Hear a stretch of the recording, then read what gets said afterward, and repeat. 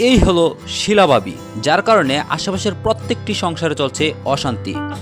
আজকের ভিডিওটি একদম শেষ পর্যন্ত দেখুন, আশা করি আপনাদের ভালো লাগবে।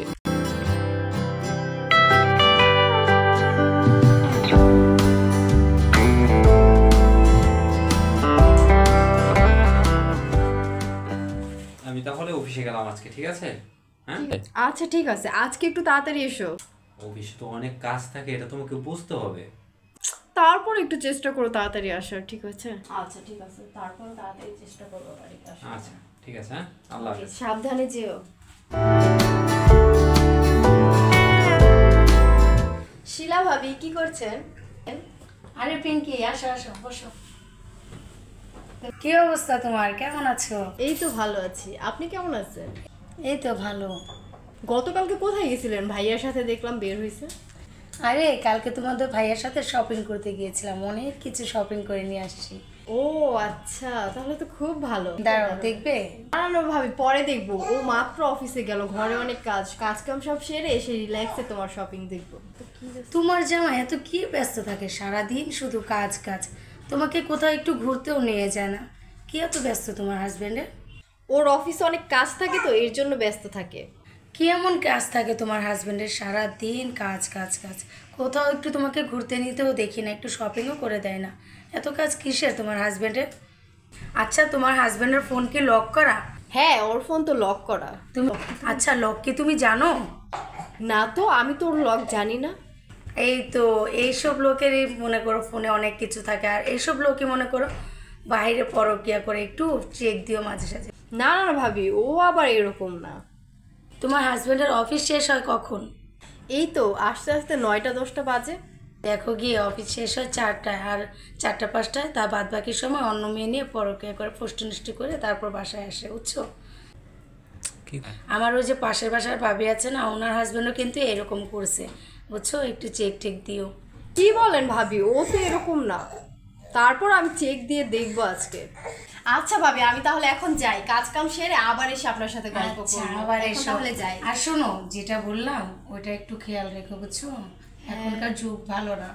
হ্যাঁ, একটু দেখবো আজকে। আচ্ছা আমি তাহলে আসি। হ্যাঁ আচ্ছা, দিছি একটু লাগায়া। শিলা ভাবি যা বললো তা কি সত্য? ওকে বিশ্বাস করাটা কি আমার ভুল হইতেছে? আমি কি ওকে বেশি ছাড় দিয়ে দিতেছি? আজকে আসুক, ওর ফোন আমি চেক করব। আসুক আজকে। দাঁড়াও,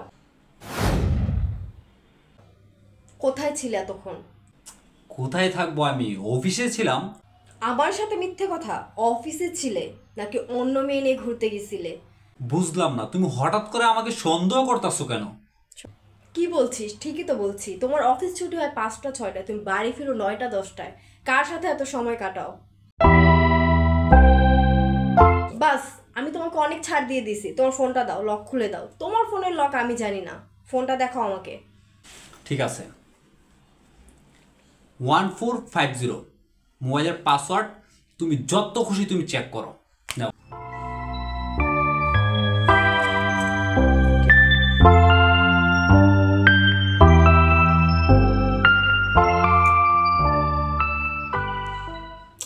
ফোনে তো কিছুই পেলাম না।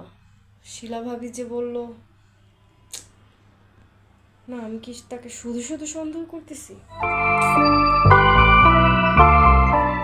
কি কিছু পেলে? ফোন দাও। শোনো, আমি কিন্তু সব কিছুই বুঝি। তুমি হঠাৎ করে আমাকে কেন সন্দেহ করতেছো? আমি কিছুই বুঝি না? নিশ্চয় তুমি পাশের বাসার যে শিলাবাবি আছে, তুমি শিলাবাবির সাথে গিয়ে মিশছো, ওর কান পরা নিয়ে তুমি আজকে আমার সাথে এরকম বিহেভিয়ার করতেছো। ওই শিলাবাবি তোমার মাথায় গিট্টু লাগাই দিছে। তুমি জানো আমাদের অফিসের যে রাহুল সাহেব আছে, উনার স্ত্রীর সাথে উনার ডিভোর্স হয়েছে একমাত্র এই শিলাবাবির কারণে। একটা কথা কান খুলে শুনে রাখো, নেক্সট টাইম যদি আমি দেখি তুমি শিলাবাবির সাথে গিয়ে মিশছো বা ওনার কথা শুনে সংসারে অশান্তি করছো, তাহলে আমি তোমার সাথে সংসার করবো না। তোমার আমি ডিভোর্স দিয়ে দিব, তুমি তোমার মতো থাকবা, আমি আমার মতো থাকবো। শোনো, আজকে যদি তোমার সংসারে অভাব অনটন থাকে, সে অভাব অনটন শিলাবাবি এসে দূর করবে না। আমার অফিস শেষ 5টায়, ঠিক আছে? আমি বাকি আরো 3 ঘন্টা ওভার টাইম করি। যাতে আমার এই সংসারটা একটু ভালো চলে। আসলে শিলা ভাবি কয়েকটা কথা বলে আমার মাথাটা পুরো ঘুরে গেছে, জানো। আমাকে মাফ করে দেওয়ার মতো আমি তোমাকে শুধু শুধু সন্দেহ করে ফেলছি, আমার ভুল হয়ে গেছে।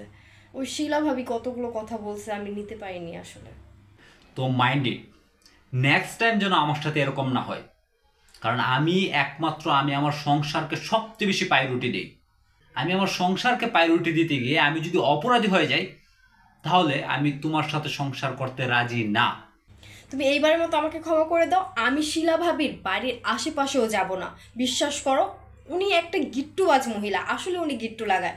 দেখো তোমার আর আমার মাঝে কি একটা ঝামেলা লাগিয়ে দিল, আমি আর ওনার কাছে যাব না।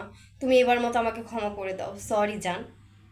ঠিক আছে, এটা যেন মনে থাকে। সন্দেহ একটি সুন্দর সংসারকে মুহূর্তের মধ্যেই ভেঙে দিতে পারে। স্বামী স্ত্রীর মধ্যে পারস্পরিক বিশ্বাসই হলো সম্পর্কের মূল ভিত্তি। আশেপাশের অথবা অন্য কারো কথায় কান দিলে আপনার সংসার নষ্ট হতে পারে। তাই সংসারে ছোটখাটো ঝামেলা হলে স্বামী বা স্ত্রী দুজন একসাথে বসে ঝামেলাটা সমাধান করার চেষ্টা করুন। একটা সংসার ভেঙে দেওয়া যত সহজ, মেরামত করা ততই কঠিন। তাই ছোট সন্দেহ যেন বড় ঝগড়ার রূপ না নেয়, সেই দিকে খেয়াল রাখো। আশেপাশের অনেক মানুষ ভুল তথ্য অথবা বিভ্রান্তি ছড়ায়, তাই সত্য যাচাই না করে কারো কথায় কান দিলেই সংসারে অশান্তি হয়।